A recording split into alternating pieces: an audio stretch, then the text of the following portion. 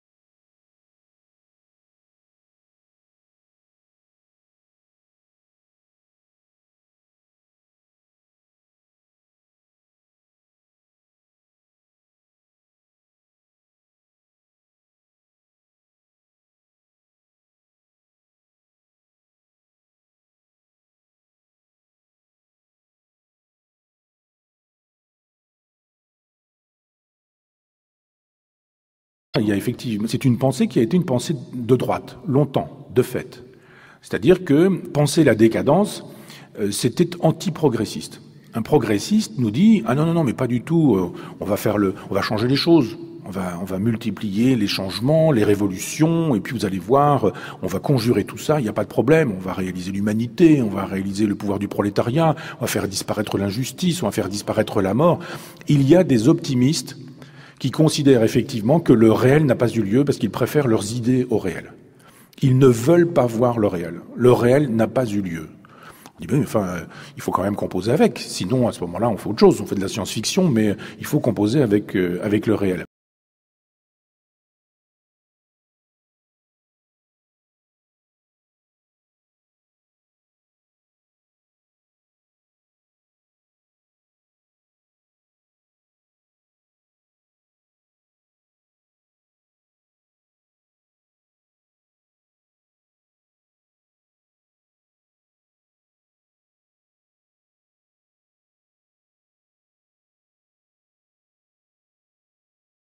Je pense que nous sommes d'abord en train de nous effondrer. Ça, c'est une chose évidente. Il n'y a plus de valeur, il n'y a plus de vertu, il y a du nihilisme, il y a de la tribu, il y a du chacun pour soi, il y a de l'égocentrisme, il y a moi-même en tant que femme, il y a moi-même en tant que LGBT, il y a moi-même en tant que je sais pas quoi. Chacun défend sa petite communauté en disant « ma bande à moi ».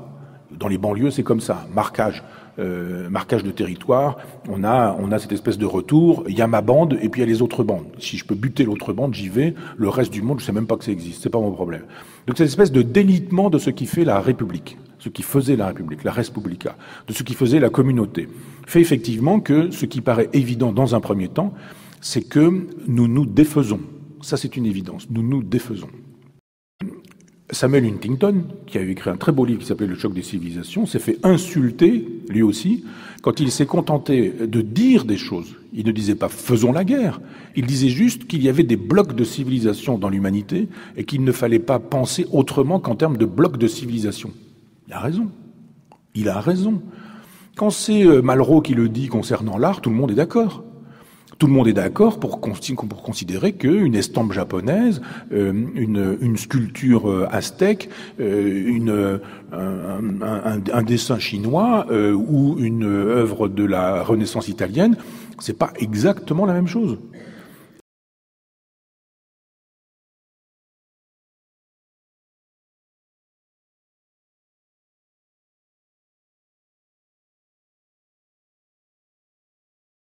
Et qu'il y a effectivement des cultures qui sont derrière tout ça, et qu'une culture et une civilisation, ce sont des spiritualités. Les spiritualités, elles sont vivantes. Notre spiritualité judéo-chrétienne, elle est vivante, mais elle est mourante.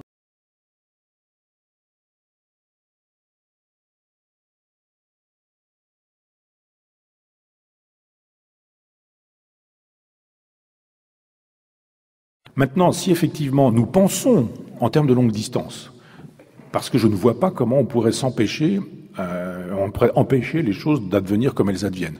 C'est la même chose avec le Titanic. Il y a un moment donné, quand la voie d'eau est suffisamment grande, la question n'est plus comment on fait pour que le Titanic ne coule plus. Il va couler.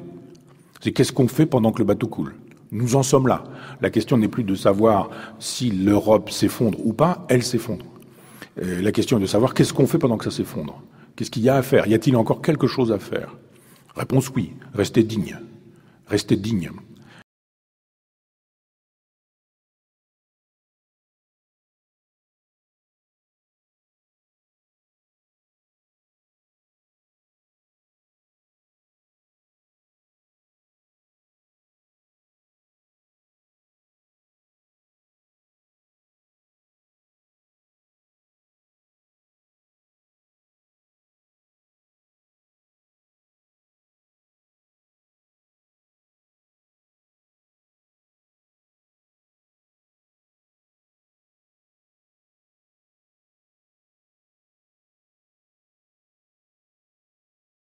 Ce qui veut dire que, pour l'instant, dans la configuration qui est la nôtre, d'abord, pas de crainte, pas de peur.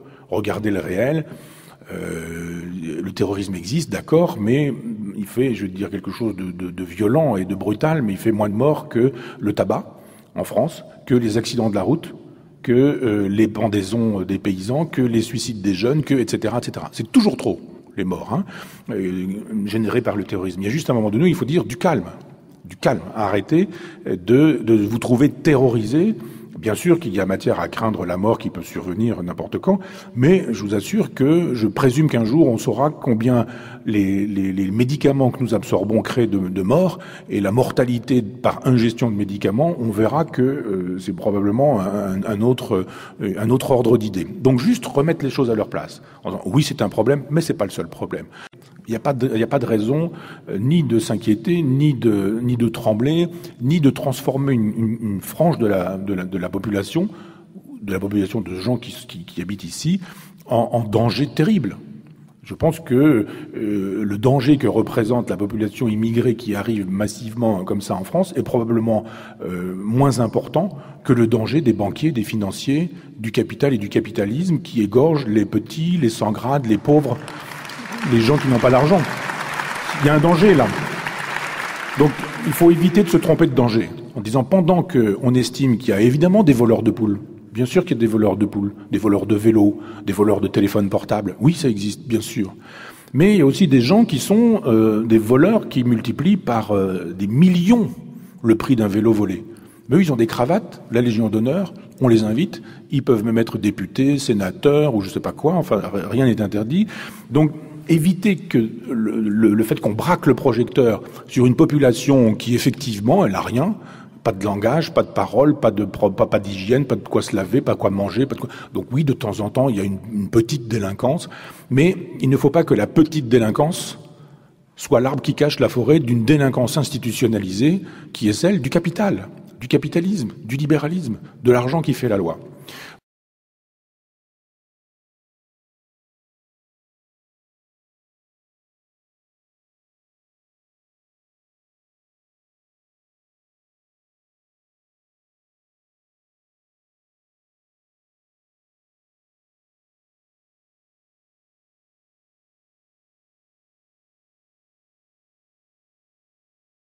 Donc oui, il y a des mouvements de population, oui, des musulmans entrent sur le territoire européen, oui, notre démographie s'effondre, oui, leur démographie est galopante, oui, certains ont envie de détruire les civilisations violemment, oui, certains disent on les aura par le ventre parce que on fera des enfants et il y a un moment donné où de fait les taux de fécondité étant ce qu'ils sont, il n'y aura plus d'Europe blanche et il n'y aura plus qu'une Europe métissée. Oui, et alors ?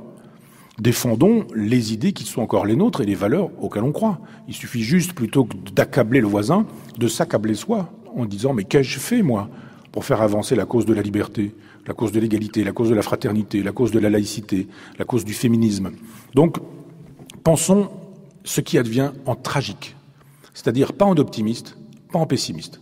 L'optimiste dira c'est drôlement bien, l'Europe s'effondre, il faut le métissage des sangs parce que c'est très bien que cette civilisation s'effondre, il en faut une autre à la place. Moi, j'ai pas cet optimisme. Les pessimistes disent c'est pas bien, il faut absolument qu'on reste avec le béret sur la tête, la baguette sous le bras et le litre de rouge. La France c'est ça, et ils viennent nous voler le pain des Français, etc. Je ne pense pas comme ça non plus. Ni optimiste ni pessimiste. Je ne vois pas le pire, je ne vois pas le meilleur. Je vois la réalité tel qu'il est. Et je me dis. Ne désespérons pas. Après tout, en regard de notre propre existence, nous ne connaîtrons pas le naufrage total du bateau. Le bateau coule, mais au regard de notre vie à tous ici, y compris en prenant le plus jeune, nous ne connaîtrons pas la disparition de cette civilisation. Nous voyons le mouvement s'esquisser. Ça, c'est évident.